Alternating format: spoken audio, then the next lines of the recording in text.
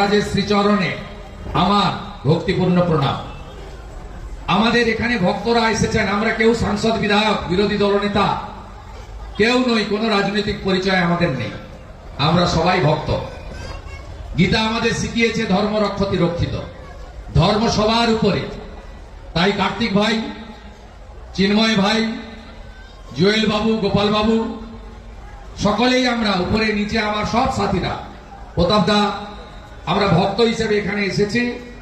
আপনারা আমাদেরকে আশীর্বাদক মালা দিয়ে যেভাবে বরণ করে নিয়েছেন, আমি কৃতার্থ, কৃতজ্ঞ। সাধু সাবধান, গুরু মহারাজের বাণী, ডক্টর শ্যামাপ্রসাদ মুখার্জির লড়াই, আর গীতার যে বাণী ধর্ম রক্ষতি রক্ষিত, ধর্ম রক্ষা লড়াই, এটা করতে হবে। সনাতন ধর্ম হাজার হাজার বছরে পুরনো ধর্ম। ঠিক একইভাবে ঠাকুর হরিচাঁদ ঠাকুর, ঠাকুর গুরুচাঁদ ঠাকুর মতুয়া সমাজ তৈরি করেছিলেন শুধুমাত্র ধর্ম পরিবর্তন আটকানোর জন্য। লাভ জিহাদ উঠে যা, ল্যান্ড জিহাদ উঠে যা, ভোট জিহাদ উঠে যা, ধর্ম জিহাদ উঠে যা। আমরা ভারত মাতাকে শক্তিশালী করি। হিন্দুদের একমাত্র আশ্রয়স্থল ভারতবর্ষ, অন্য কোথাও নেই। অন্য সমস্ত ধর্মের জন্য, এমনকি বুদ্ধিস্টদেরও অনেকগুলো দেশ রয়েছে, হিন্দুদের যাওয়ার কোথাও জায়গা নেই। কোথায় যাবেন? গঙ্গায় ঝাঁপ দেবেন, ভাগীরথীতে ঝাঁপ দেবেন, বঙ্গোপসাগরে ঝাঁপ দেবেন, না ধর্ম পরিবর্তন করবেন? আপনার কষ্ট হয় না? স্বাধীনতার পরে ধুলিয়ান শামশেরগঞ্জে হিন্দুরা এক কাপড়ে দেশি নৌকা নিয়ে শীতের মধ্যে পলায়ন দেখলেন, ভাবছেন গাজলে আছে, কিছু তো হয়নি।